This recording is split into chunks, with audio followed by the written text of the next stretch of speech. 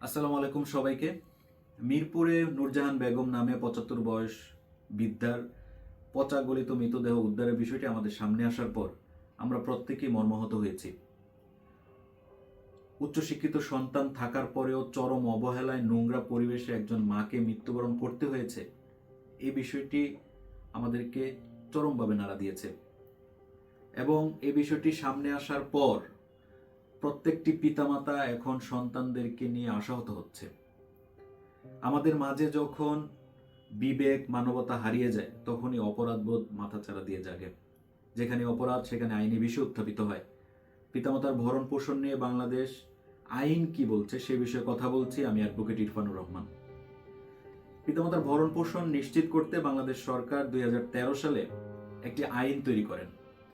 সেই আইনে পিতামাতার ভরণ পোষণ বলতে বুঝিয়েছেন একজন সন্তান পিতামাতার খাদ্য নিশ্চিত করবেন, চিকিৎসা নিশ্চিত করবেন, সুস্থ বাসস্থান নিশ্চিত করবেন, বস্ত্র নিশ্চিত করবেন এবং সন্তান পিতামাতাকে সময় দিবেন, সঙ্গ দিবেন।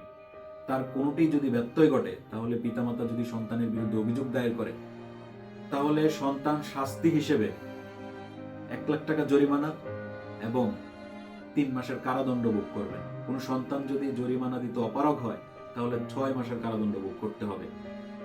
কিন্তু আমাদের সমাজের চরম বাস্তবতা হচ্ছে পিতামাতা সন্তানের বিরুদ্ধে অভিযোগ করতে চায় না।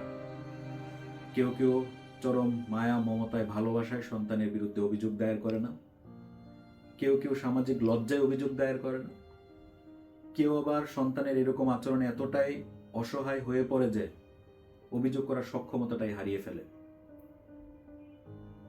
যেই মা ১০ মাস ১০ দিন গর্ভে ধারণ করে সন্তানকে জন্ম দিয়েছে, যেই পিতা তার জীবনের সমস্ত সঞ্চয়, শ্রম, ভালোবাসা সবকিছু বিলিয়ে দিয়েছে সন্তানের কল্যাণে, সে সন্তানের কাছ থেকে শেষ বয়সে পিতামাতা চরম অবহেলা, অবজ্ঞা এবং ভরণ পোষণ না পেয়ে মানবতার জীবনযাপন করে।